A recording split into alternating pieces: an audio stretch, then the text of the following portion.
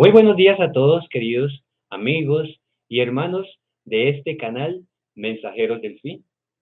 En esta mañana, día de grabación de este estudio, es sábado, día del Señor, un día de gozo, un día de encuentro con nuestro Padre Celestial. Y es por eso que queremos dar una cordial y sincera bienvenida a todos los seguidores de este canal, amigos, hermanos y conocidos que quieren aprender un poquito más de la palabra de Dios y colocar todas las cosas maravillosas que allí se encuentran en práctica en cada una de sus vidas. Hoy les traigo un estudio que lo basé en el libro de Ezequiel capítulo 37 y el estudio se llama Huesos que reviven. Lo vamos a realizar, si el Señor lo permite, a manera de preguntas y respuestas.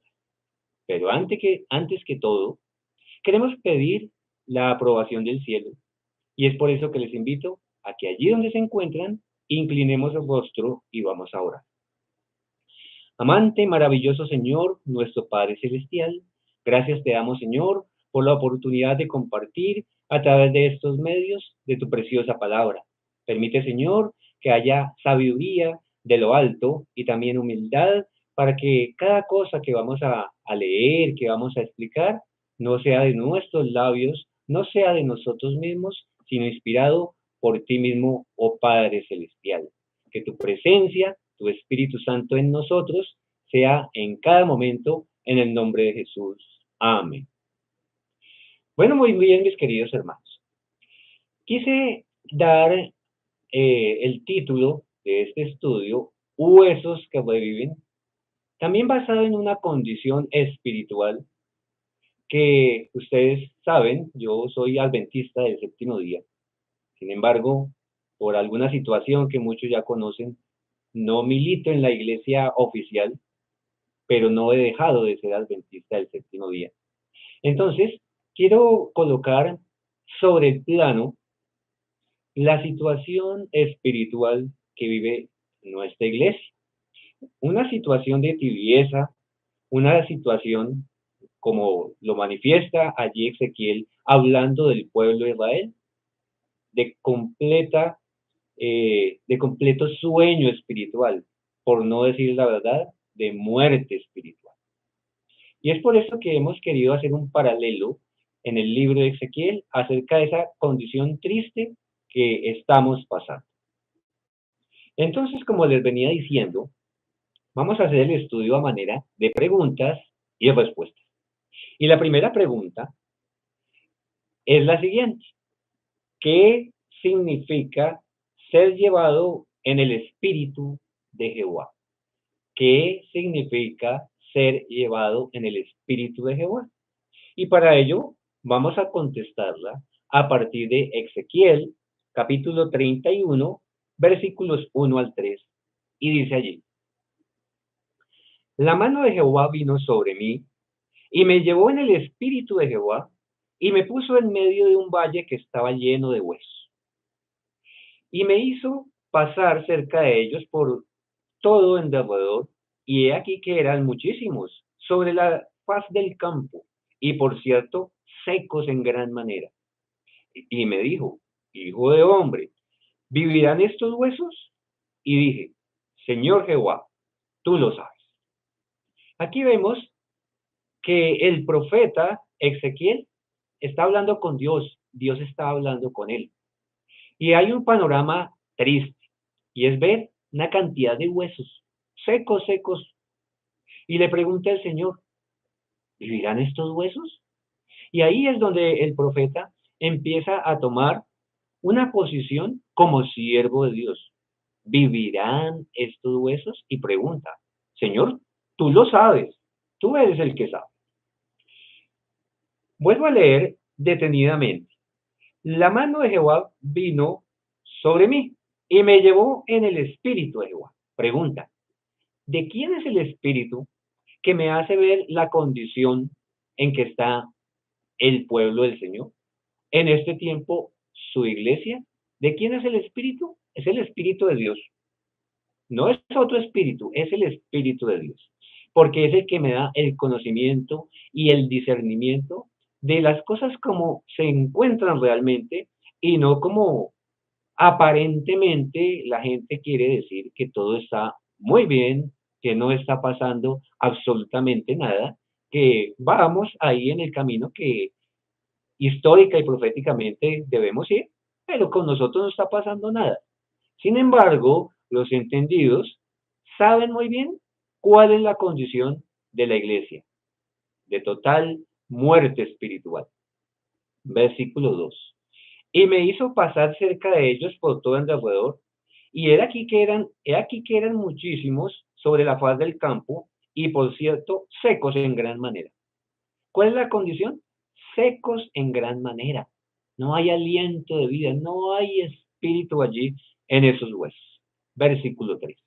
Y me dijo, hijo de hombre, ¿vivirán estos huesos? Y dije, Señor Jehová, tú lo sabes. Solamente yo soy tu siervo. Dime qué debo hacer. Entonces, ¿qué significa ser llevado del Espíritu de Jehová? Tener esa comunión directa con el Señor a través de su Espíritu. Siguiente pregunta. ¿Cuál es el orden? ¿Cuál es el orden? Ezequiel 37:4. Dice, me dijo entonces, profetiza sobre estos huesos y diles, huesos secos, oye palabra de Jehová. Entonces, ¿cómo así que, cuál es el orden? El orden es profetizar sobre ellos, predicarles, ¿y qué más quiere decir? Escuchen la voz de Dios. Y es bien interesante porque los dogmas que se han colocado en todas las iglesias, y tristemente la nuestra no es la excepción, esos dogmas han llevado a las ovejas a escuchar la voz de los hombres y a desoír la voz de Dios. Y es por eso que nos dice allí, oír palabra de Jehová. Vamos a ver eh, qué nos dice Apocalipsis capítulo 1, versículo 10 al 12, acerca de estas dos primeras preguntas. Apocalipsis capítulo 1, versículos 10 al 12, dice, dice la palabra del Señor allí. Vamos a ver, hermanos.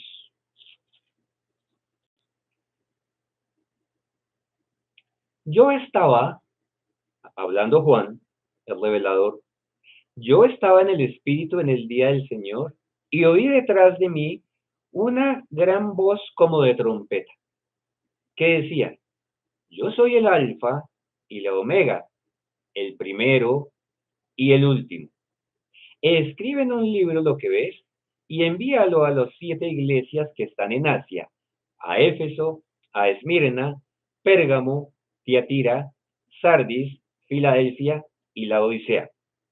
Y me volví para ver la voz que hablaba conmigo y vuelto vi 7 candeleros de oro. Los candeleros, ¿qué portan los candeleros? Portan luz, portan luz. Luego, eh, colocando las palabras allí en Ezequiel, ¿qué es lo que necesita el profeta? Impartir luz, impartir luz a un pueblo que por su condición de muerte espiritual se encuentra en tinieblas. Y la segunda pregunta que era el orden, ¿cuál es el orden? Pues obviamente tiene que predicarles a esos huesos secos para que escuchen la voz de Dios. Vamos a ver qué nos dice Apocalipsis 14:6. Apocalipsis 14:6. Es un versículo que muchos conocemos y podríamos decir que es el centro del mensaje final a un mundo que se pierde, a un mundo en tinieblas. Dice allí, vi volar por en medio del cielo a otro ángel que tenía el evangelio eterno para predicarlo. ¿Para qué lo tenía? Para guardarlo para él, para reunirse cada 8 días dentro de su círculo cerrado y decir, nosotros somos el pueblo ¿Los demás están perdidos? ¿O será que ese pueblo es el que realmente necesita en primera instancia ese mensaje? Vuelvo y leo. Vi volar por en medio del cielo a otro ángel que tenía el Evangelio eterno para predicarlo a los moradores de la tierra, a toda nación, tribu, lengua y pueblo. Muchas veces este servidor ha hecho la exhortación acerca del llamado del Evangelio. Y siempre que hago la pregunta, ¿cuál es mi condición? ¿Cuál debe ser la condición mía para con Dios? Siempre me han contestado de la misma manera. Mi relación con Dios, ¿cómo estoy yo con Dios? Pero nadie, tristemente nadie, me ha contestado mi relación con Dios en referencia a mi prójimo. Luego, mi relación con Dios está en referencia también a mi prójimo. No es solamente lo que yo tengo hacia el Señor en mi relación personal, sino esa relación que tiene que ver con predicar el Evangelio eterno. Y es por eso que esos huesos se encuentran secos en condición de tinieblas. Sigo aquí en otra pregunta. ¿Cuál es la promesa? Porque en Ezequiel hay una promesa. Vamos a Ezequiel 37, 5 y 6. Ezequiel, capítulo 37, versículos 5 y 6. Vamos a ver, mis queridos hermanos. Dice aquí, así ha dicho Jehová el Señor a estos huesos. He aquí, yo hago entrar espíritu en vosotros y viviréis. Pregunta, ¿quién es el que hace entrar espíritu en esos huesos para que revivan?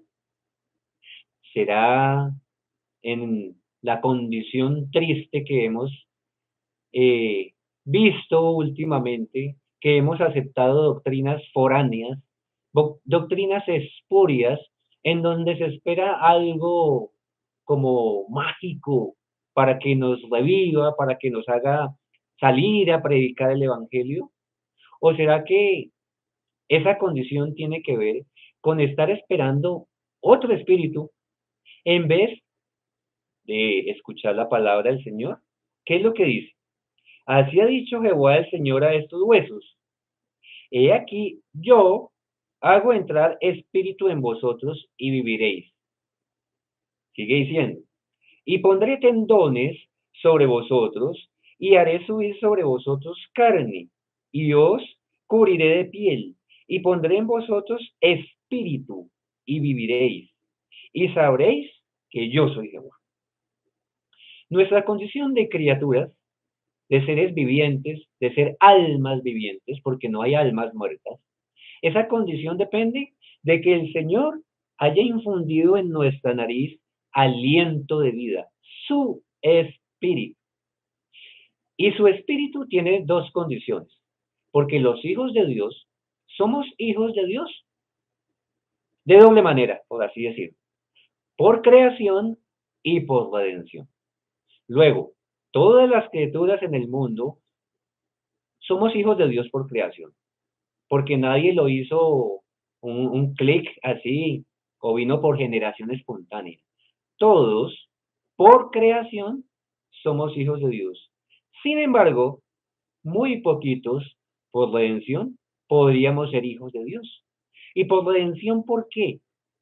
Porque solamente los que han aceptado por fe el sacrificio de Cristo Jesús, el Hijo unigénito del Padre, en sus vidas, solamente estos pueden ser llamados verdaderamente hijos de Dios.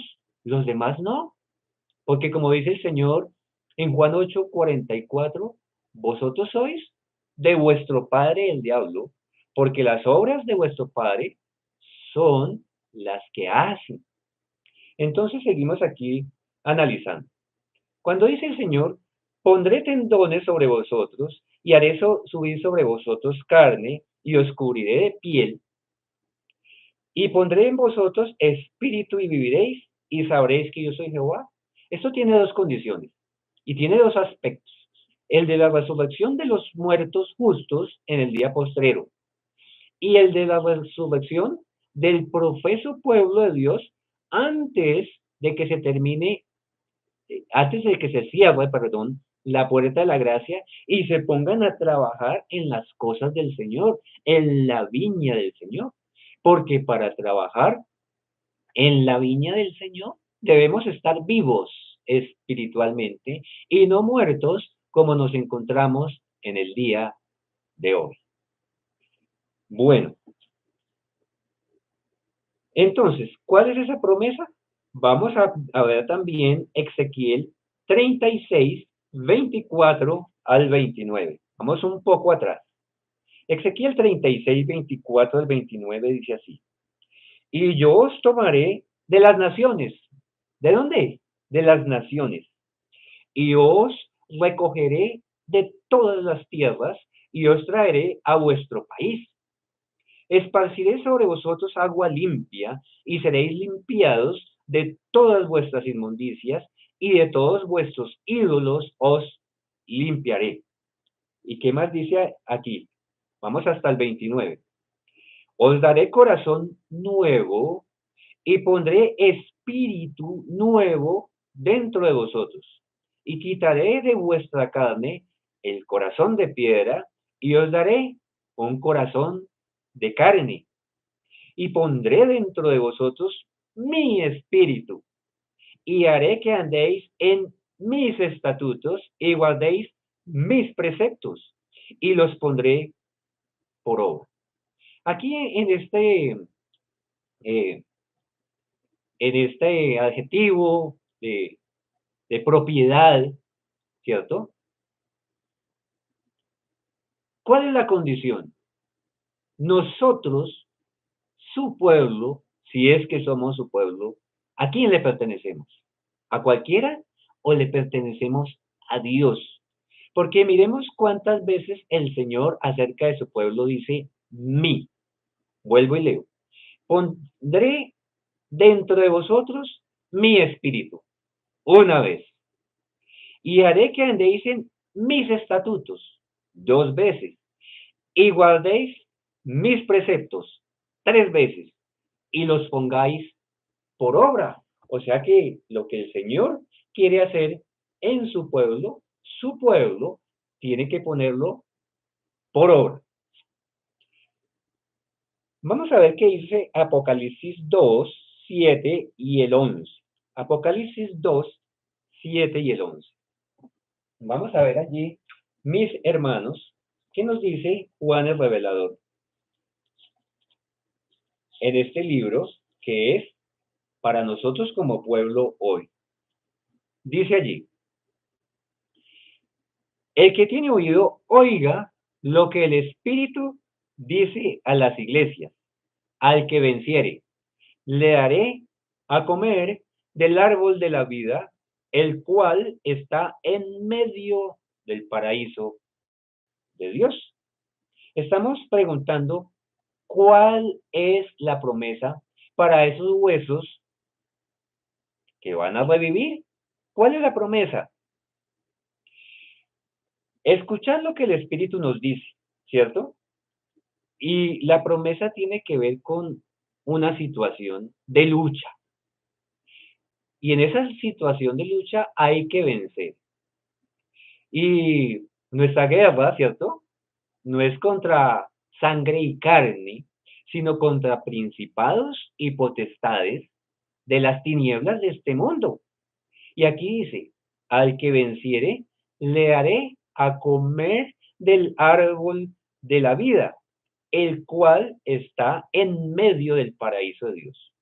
Vemos cómo nosotros tenemos que entender muy bien las cosas que se encuentran como símbolos, porque en el dispensacionalismo se aplica de manera literal a un pueblo literal que se encuentra allí en el Medio Oriente, este tipo de promesas.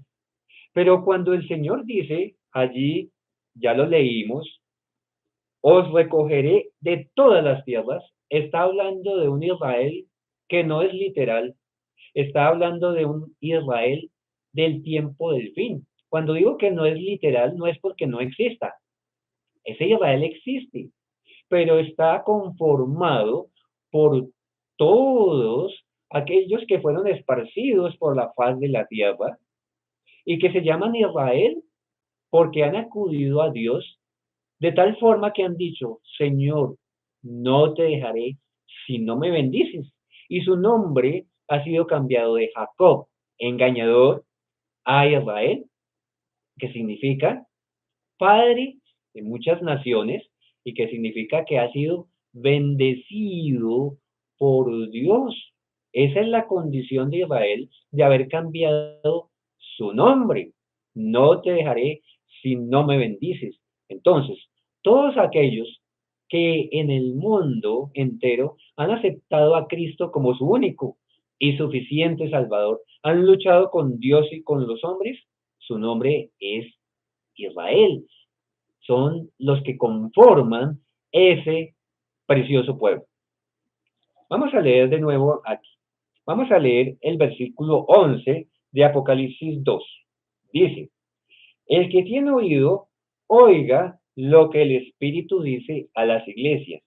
El que venciere, otra vez está la condición, el que venciere, no sufrirá daño de la segunda muerte.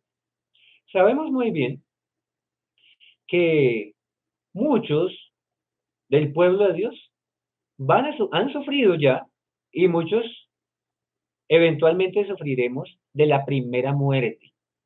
Pero los que han muerto a los pies de Dios, a los pies del Señor, revivirán. Porque también aquí en Ezequiel 37, no solamente se habla de esa resurrección espiritual, sino de esa resurrección literal que habrá en la segunda venida de nuestro Señor Jesucristo. Pero este capítulo 37 de Ezequiel tiene las dos connotaciones. Revivir aquellos que hayan muerto a los pies de Cristo en su resurrección. Y antes de la venida del Señor, perdón, muchos tendrán que revivir espiritualmente porque se encuentran en una situación, justamente, valga la redundancia, de muerte espiritual. Bueno, entonces termina aquí diciendo, el que venciere no sufrirá daño de la segunda muerte, porque la segunda muerte es ¿para quién? Para los impíos. Otra pregunta, ¿cuál es la primera fase en la tarea de profetizar? Y esto lo encontramos en Ezequiel 37, versículos 7 y 8. Ezequiel 37, 7 y 8. Dice allí, la pregunta es, ¿cuál es la primera fase? Profeticé, pues, como me fue mandado. Luego, el profeta ejecuta las órdenes, debe hacerlo. Y hubo un ruido mientras yo profetizaba, y he aquí un temblor, y los huesos se juntaron, cada hueso con su hueso. Y miré, y he aquí tendones sobre ellos, y la carne subió, y la piel cubrió por encima de ellos, pero no había en ellos espíritu. Luego, ¿por qué hicimos esa pregunta? Porque esta es la primera fase. A la voz del profeta de su profecía, los huesos empiezan a unirse unos con otros y empieza a subir carne sobre ellos. Pero falta algo muy importante. Luego eso es solamente la primera fase. Vamos a ver entonces, para completar, qué dice Juan capítulo 10, versículos 16 al 18. Juan capítulo 10 es un capítulo muy bonito. Dice aquí, Juan 10, versículos 16 al 18. Dice el Señor, también tengo otras ovejas que no son de este redil. Aquellas también debo traer y oirán mi voz, y habrá un rebaño y un pastor. Por eso me ama el Padre, porque yo pongo mi vida para volverla a tomar. Nadie me la quita, sino que yo de mí mismo la pongo. Tengo poder para ponerla y tengo poder para volverla a tomar. Este mandamiento recibí de mi Padre. Pregunta: ¿quién es el que puede hacer revivir esos huesos secos? Solamente el dueño de la vida, el que ha recibido autoridad de parte del Padre, el Hijo, para que sus criaturas vuelvan y revivan. Y entonces él dice que tiene otras ovejas en otros rediles y es necesario que ellas también vengan a ese redil. Dice, también debo traer a mi redil, porque hay un solo pastor, al final de los tiempos habrá solamente un solo redil, un solo rebaño y un solo pastor. Y esas ovejas, si son ovejas, oirán su voz. Esos huesos secos, si alguna vez fueron de Dios, oirán su voz. Y esto es lo interesante, porque a la voz del Creador, sus hijos deben levantarse del polvo de la tierra. En los dos, en las dos situaciones, la literal en la segunda venida de nuestro Señor Jesucristo, la espiritual, hoy es la espiritual. Estos huesos tienen que revivir porque tienen un cometido para con su Dios y es predicar el Evangelio. Siguiente pregunta: ¿qué se necesita para que los huesos revivan? ¿Será que se necesita algo? Vamos a que Ezequiel responda en el versículo 9. Ezequiel 37, 9. Dice allí, y me dijo, profetiza al espíritu, profetiza, hijo de hombre, y di al espíritu. Así ha dicho Jehová el Señor, espíritu, ven de los cuatro vientos y sopla sobre estos muertos y vivirán. Qué interesante es. Qué bonito es analizar la palabra de manera minuciosa. ¿Qué es lo que dice el Señor al profeta? Sopla sobre estos huesos y estos huesos van a vivir. Vamos a volverlo a leer. Versículo, eh, versículo 9. Dice ahí, y me dijo, profetiza al espíritu, profetiza, hijo de hombre, y di al espíritu. Así ha dicho Jehová el Señor, espíritu, ven de los cuatro vientos y sopla sobre estos muertos y vivirán. ¿Qué quiere decir que debe soplar? Quiere decir que ese profeta que siempre estuvo sirviendo al Señor, que siempre estuvo vivo y no estuvo muerto, tiene el espíritu del Señor. Y al tener el espíritu del Señor, debe profetizar sobre esos que algún día tuvieron el espíritu del Señor, para que al volver a tomar, a unirse hueso con hueso, subir carne y subir piel sobre ellos, entonces vuelvan a tomar aliento de vida espiritual, porque estamos hablando en este sentido espiritualmente.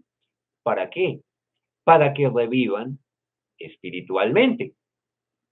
Muy bien. Vamos a ver también qué dice Apocalipsis, capítulo 3, versículo 20. Un versículo maravilloso que en nuestra propia denominación, tristemente, no se ha entendido.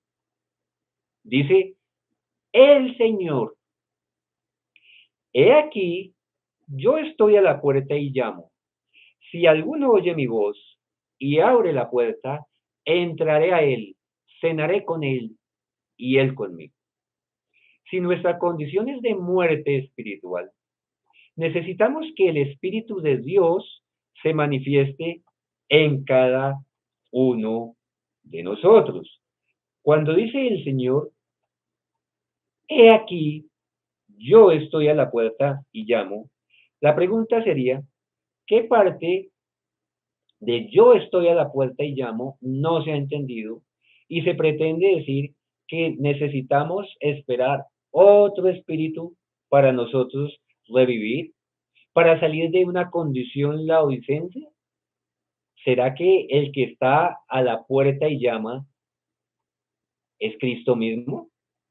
Segunda de Corintios 3, 16 y 17. Pero cuando se conviertan, el velo se quitará.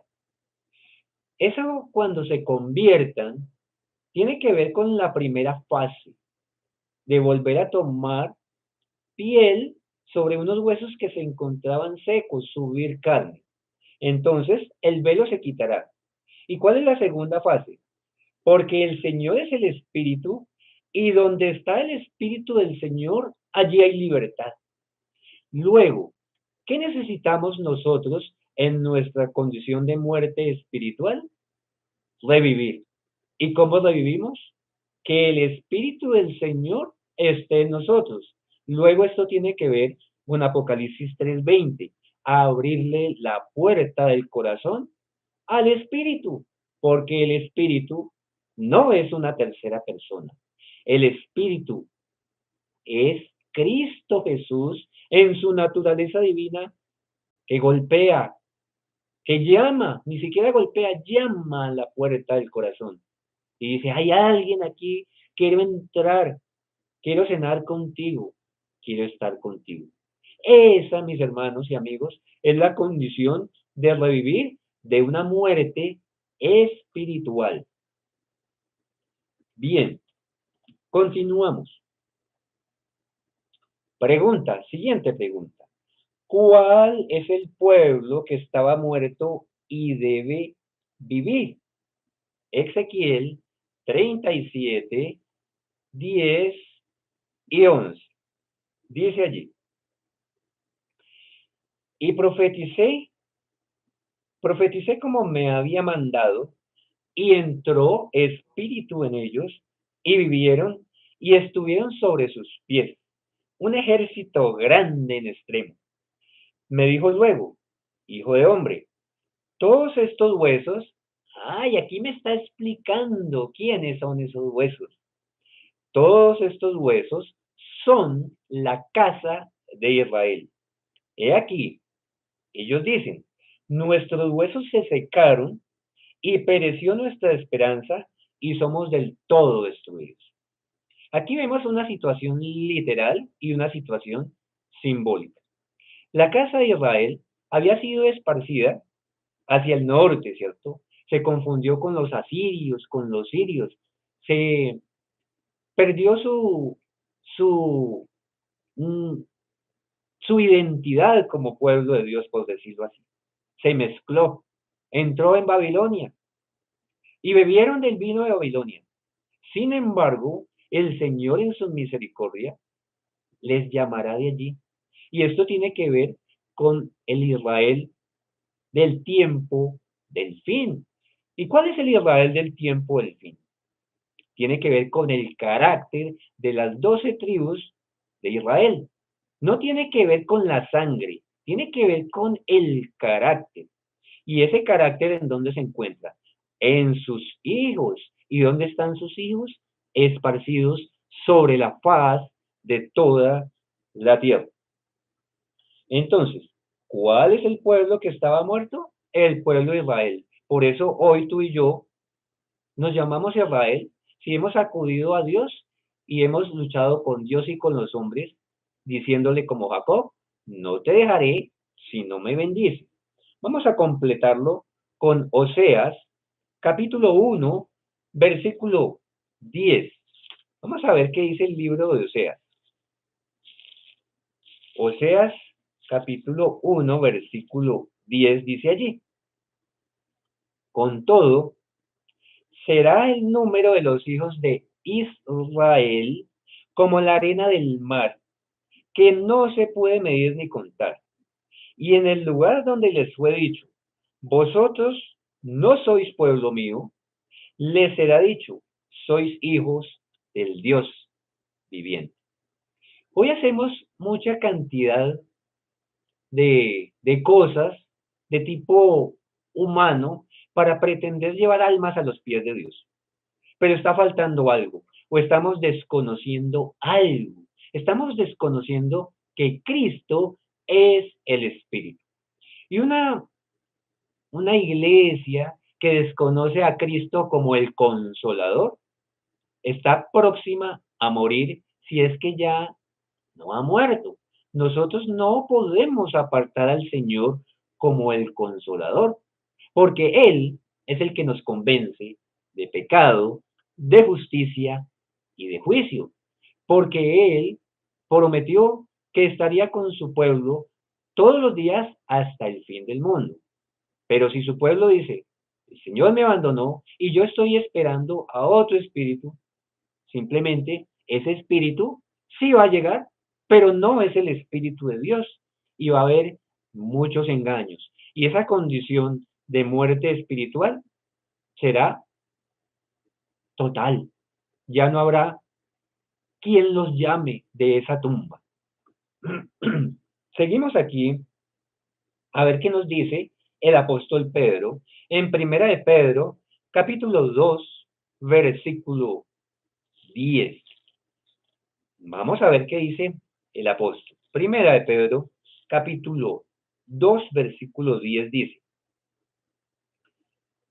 Vosotros, que en otro tiempo no erais pueblo, pero que ahora sois pueblo de Dios, que en otro tiempo no habíais alcanzado misericordia, pero ahora habéis alcanzado misericordia. Luego, la condición de revivir espiritualmente está ligada a la misericordia de Dios, porque nos hemos apartado tanto que no merecemos revivir. Pero el Señor quiere darnos a su pueblo Israel la última oportunidad, y es soplar su espíritu en nosotros y que estos huesos secos revivan y profeticen. Ahora bien, la palabra revivir no significa solamente mi relación vertical con el Señor. Tiene que ver también con mi relación horizontal con mi prójimo en referencia al Señor. Porque si yo no predico la palabra, si yo no profetizo, ¿cómo van a revivir esos huesos secos? Si yo no me pongo a la orden del Señor, como el apóstol Pablo, Señor, ¿qué debo hacer? Dime qué debo hacer. Bueno, siguiente pregunta. Lo que es imposible para el hombre. Vamos a Ezequiel 37, 12 y 13. Dice allí: Por tanto, profetiza y diles, así ha dicho Jehová el Señor, he aquí yo abro vuestros sepulcros, pueblo mío, y os haré subir de vuestras sepulturas y os traeré a la tierra de Israel. ¿De qué está hablando aquí? De su segunda venida. Pero eso también tiene un mensaje espiritual. Nosotros debemos, ¿qué debemos hacer? Salir de nuestros sepulcros y empezar a andar sobre nuestros pies y hacer la tarea que el Señor nos ha dado. Y el otro significado es que en el día de la venida del Señor, los muertos en Cristo resucitarán. Primero saldrán todos de sus tumbas gloriosos, con un cuerpo restaurado, un cuerpo sin referencia al pecado. Dice allí, versículo 12, por tanto, profetiza y diles, así ha dicho Jehová el Señor, he aquí yo abro vuestros sepulcros, pueblo mío, y os haré subir de vuestras sepulturas y os traeré a la tierra de Israel. ¿Cuál es la tierra de Israel?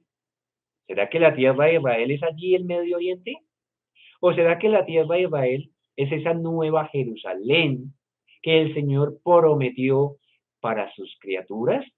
Es muy, bien importante que sepamos diferenciar, porque si aplicamos esto de manera dispensacionalista, simplemente nos vamos a perder, porque vamos a escuchar solamente la voz de los hombres, Aquellos que algún día dijeron, nosotros somos el pueblo, los demás están perdidos. Como dijo alguna vez Jonás, destrúyalo, Señor, no me mande por allá, yo no quiero ir por allá a predicar.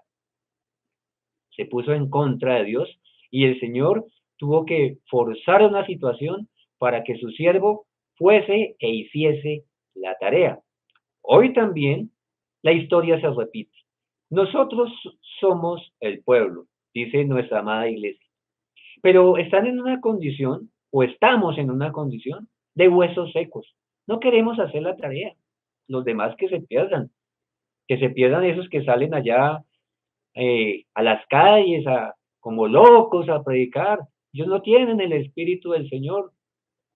Es posible que ellos tengan más el Espíritu del Señor que nosotros mismos, porque tienen un compromiso y el Señor tiene ovejas en otros rebaños a los cuales llamará. Y si son sus ovejas, escucharán su voz y habrá un solo rebaño y un solo pastor.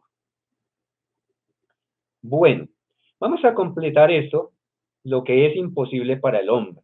Vamos a 1 Corintios, capítulo 15, versículo 26.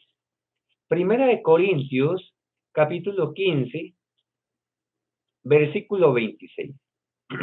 Dice allí, y el postrer enemigo que será destruido es la muerte. 1 Corintios 15, este servidor ha tenido la oportunidad de predicarlo varias veces en los contextos de la pérdida de un ser querido, de algún hermano o de algún amigo. Y les he predicado acerca de la esperanza de la resurrección. Sabemos que el primer enemigo es Satanás y el postrer enemigo es la muerte, porque la paga del pecado que introdujo la transgresión de la ley es la muerte. Y eso es inevitable. Pero lo que sí es evitable es la segunda muerte. ¿Y cómo evitamos la segunda muerte? Simplemente, si vamos a los pies del dueño de la vida, si hubiésemos llegado a la primera muerte, Él nos resucitará en el día postrero. Abrirá nuestras tumbas porque Él quitará ese candado que ha puesto allí Satanás, lo romperá y los muertos en Cristo resucitarán. Pero este es el contexto literal de su segunda venida. Pero previo a esto, para los que tenemos apariencia de que vivimos, pero realmente estamos muertos espiritualmente, nuestra iglesia en pleno, necesitamos revivir. Y dice allí, y el postrer enemigo que será destruido es la muerte. Y estamos hablando, según Ezequiel 37, en dos sentidos, de la muerte física y de la muerte espiritual. Y hoy quisiera hacer más énfasis en la muerte espiritual que tiene toda nuestra iglesia. Necesitamos revivir, necesitamos que se infunda aliento de vida, que el Espíritu del Señor, que no es un espíritu aparte, sino su presencia en nosotros, nos ayude a revivir. 1 Corintios 15, 54 al 56, dice allí. Y cuando esto corruptible se haya vestido de incorrupción, aquí estamos hablando en la parte literal, y esto mortal se haya vestido de inmortalidad, entonces se cumplirá la palabra que está escrita: sorbida es la muerte en victoria. ¿Dónde está, oh muerte, tu aguijón? ¿Dónde, oh sepulcro, tu victoria? Ya que el aguijón de la muerte es el pecado y el poder del pecado la ley. Pregunta. Nosotros siempre hablamos de la justificación por la fe y esto es importantísimo. Y la justificación por la fe, que es ese primer paso que nuestra iglesia desechó por allá en 1888. Y que muchos hermanos todavía piensan que la justificación es por las obras, que no han mirado por fe al sacrificio de nuestro Señor Jesucristo en nosotros, que no se han dejado vestir con su manto de justicia y que piensan muchos que vamos a pecar hasta el final, porque esta es la parte que no se ha predicado. En nuestra iglesia he escuchado muchos sermones que dicen que vamos a pecar hasta el final. Y esto es una blasfemia, esto es un anatema, porque sin santidad nadie verá a Dios. Ahora bien, ¿quién es el que puede, por gracia, hacer que yo pueda cumplir la ley de Dios, que pueda vivir en santidad? Solamente Cristo en nosotros. Si Cristo no está en nosotros, simplemente vamos a pecar hasta el final, pero no vamos a ser salvos, porque sin santidad nadie verá a Dios. Y es por eso que quisiera resaltar la última parte, que está en el versículo 36. Ya que el aguijón de la muerte es el pecado. Luego, ¿de qué estamos hablando? De vivir en santidad. Pregunta, ¿por qué Enoc representa los cristianos o el pueblo de Israel de la última generación? Porque Enoc caminó con Dios y el Señor se lo llevó. ¿Y cómo pudo Enoc caminar con Dios en un mundo lleno de pecado? Porque vivió sin pecado. Luego, ¿se puede caminar sin pecado en un mundo de pecado? Claro que sí. Enoc es un ejemplo, pero el mayor de los ejemplos es Cristo mismo, que en naturaleza caída vino a este mundo y venció al pecado en la carne y nos dio ese ejemplo de que se puede vivir en santidad, porque fue tentado en todo, como dice la palabra, en todo, y venció al pecado. No tuvo en el pecado, aunque había venido en la naturaleza caída. Bueno, última pregunta. ¿Cuál es el espíritu que debe vivir en nosotros? ¿Cuál es el espíritu que debe vivir en nosotros? Ezequiel 37:14. Dice allí, y pondré mi espíritu en vosotros y viviréis, y os haré reposar sobre vuestra tierra, y sabréis que yo Jehová hablé y lo hice, dice Jehová. Cuando nosotros decimos que nuestra ciudadanía está en el cielo, debemos entender que en esta tierra que cayó en pecado, solamente somos peregrinos y advenedizos. Nuestra ciudadanía está en el cielo. Y aquí está diciendo el Señor, pondré mi espíritu en vosotros y viviréis, y os haré reposar sobre vuestra tierra. Si aplicamos esto dispensacionalistamente, veríamos que tendríamos que todos irnos a vivir a Israel, al Israel geográfico. Pero eso no es lo que está diciendo el Señor. Aquí está hablando de la nueva Jerusalén, de la patria celestial. Y luego, ¿qué es lo que estamos preguntando? ¿Cuál es el espíritu que debe vivir en nosotros? ¿Será un tercer espíritu o será el espíritu de Dios? Yo creo que es el espíritu del Señor que debe vivir en nosotros. Vamos a Juan 14:23. Juan capítulo 14, versículo 23. Dice la palabra del Señor. Respondió Jesús y le dijo, el que me ama, mi palabra guardará, y mi Padre le amará, y vendremos a él y haremos morada en él. Pregunta, para revivir espiritualmente, ¿qué tenemos que hacer? Esta puerta ha estado cerrada. Al haber estado cerrada, nuestro Señor Jesucristo, que es la luz del mundo, no ha penetrado. Luego vivimos en oscuridad espiritual. Luego vivimos en tinieblas espirituales y luego estamos muertos espiritualmente.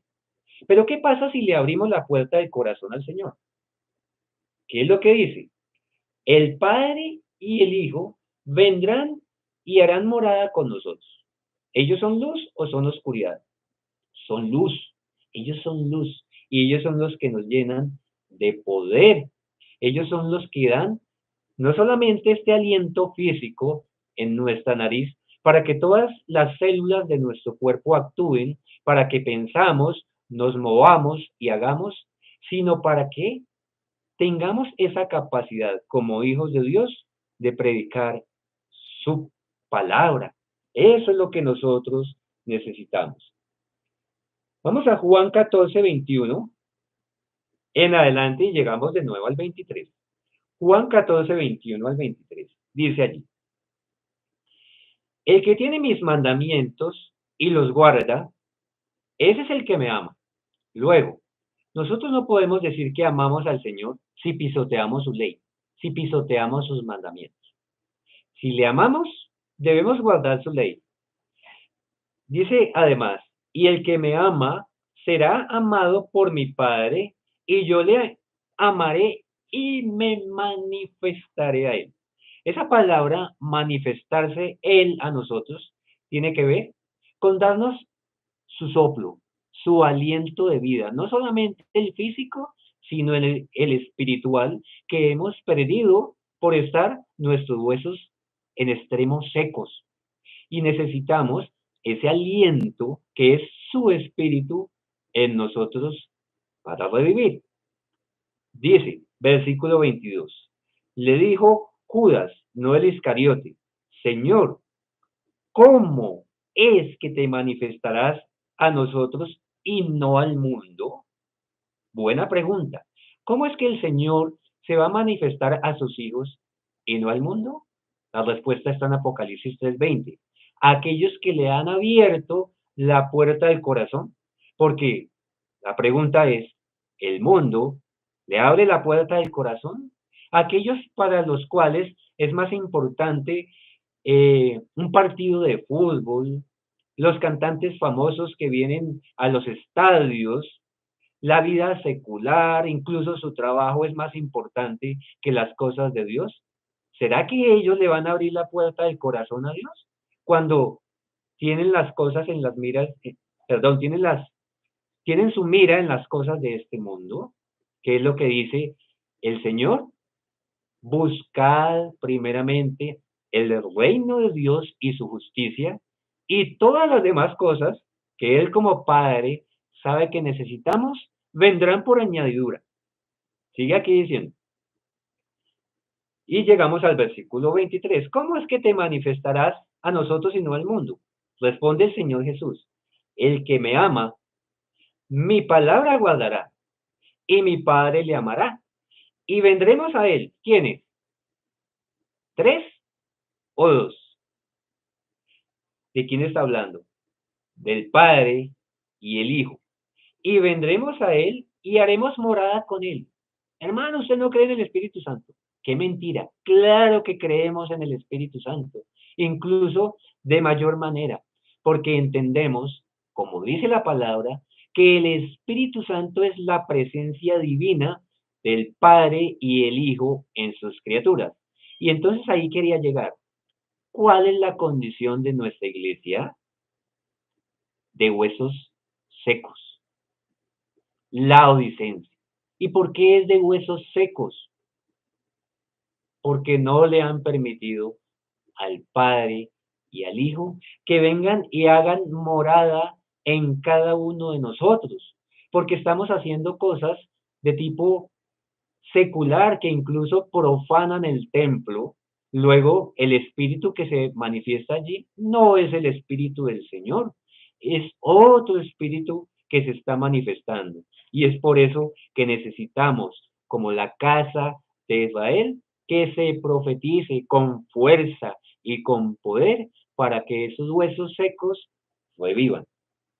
Hermanos y amigos, la condición triste de una iglesia tiene que acabar. Y el Señor va a terminar su obra, con o sin nosotros, porque las piedras hablarán. El Señor profetizará a través de sus siervos a esos huesos secos. Pero solamente aquellos que oigan la voz se levantarán de sus tumbas espirituales y van a proclamar el mensaje de los tres ángeles, un mensaje de advertencia a un mundo que se pierde, un mensaje que es vital, que se llama el Evangelio Eterno. Y ese mensaje, el Evangelio Eterno, tiene un nombre, Cristo Jesús. Cristo Jesús es el Evangelio eterno que debe ser predicado a toda nación, tribu, lengua y pueblo. Y para ser predicado, Él debe vivir en nosotros.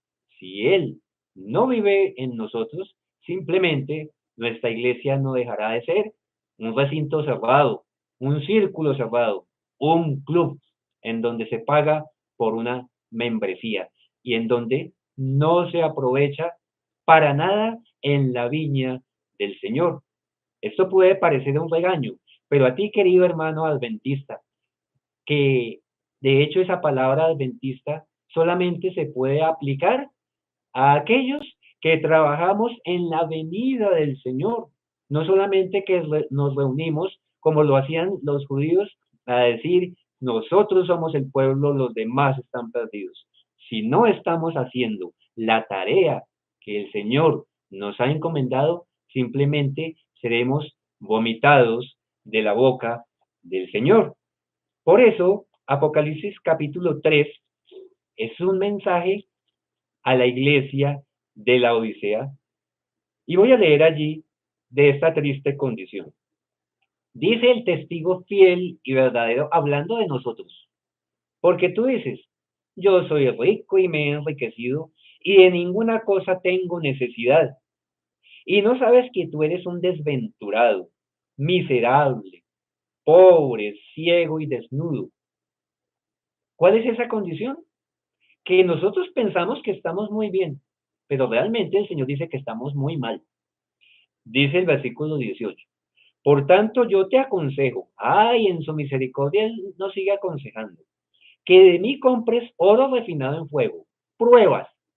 ¿Por qué muchos se escandalizan por esto? Pero es necesario que haya persecución sobre el pueblo de Dios, porque si no hay persecución, es porque no estamos haciendo nada. Si no estamos haciendo nada, pues por eso no pasa nada. Y ese oro refinado en fuego tiene que ver con las pruebas. Y esas pruebas tienen que ver, hermanos, en predicar el Evangelio, tal y como está escrito en su palabra. Dejar doctrinas espurias a un lado, como la inmortalidad del alma, como el bautismo de niños, como la Trinidad. Doctrinas que vinieron importadas por el catolicismo desde Babilonia y que se mezclaron en todas las iglesias y que tristemente la nuestra no fue la excepción. Sigue diciendo, y vestiduras blancas para vestirte. Esas vestiduras blancas están ancladas a la justificación por la fe, que es recibir la justicia de Cristo en nosotros, quitarnos las hojas de higuera y dejar que Él nos cubra con su manto de justicia. ¿Para qué? Para que no se descubra la vergüenza de nuestra desnudez. Y unge tus ojos con colirio para que veas. ¿Cuál es nuestra condición? De ceguera espiritual. Deben caer esas escarchas como las que tenía el apóstol Pablo y ver al Espíritu que es Cristo obrando en nosotros. Entonces, ¿esto es un regaño? Puede que parezca un regaño, pero el Señor lo hace. No soy yo el que lo hace. Yo solamente eh, le permito, le digo al Señor, utilízame. Yo no soy nadie para regañar a nadie, pero Dios, el Señor, sí puede regañarnos. ¿Por qué? ¿Porque nos odia o porque nos ama? Porque nos ama. Y nosotros, como siervos, debemos exhortar a nuestros hermanos. ¿Porque nos creemos mejores? No, no lo somos, sino porque les amamos. Y entonces dice, yo reprendo y castigo a todos los que amo. Sé pues celoso y arrepiéntete. Y ese celoso no es el celoso de tradiciones de hombres, no es el celoso de dogmas, es el celoso de un así dice Jehová, de un escrito está, que se predique como está escrito en la palabra. ¿Para qué? Para que el Espíritu nos haga revivir. Y el Espíritu es Cristo Jesús, que dice, he aquí, yo estoy a la puerta y llamo. Si alguno oye mi voz y abre la puerta, entraré a él, cenaré con él y él conmigo. Ábrele la puerta del corazón a Cristo Jesús, tu Señor y Salvador. Hasta pronto, hasta otro estudio.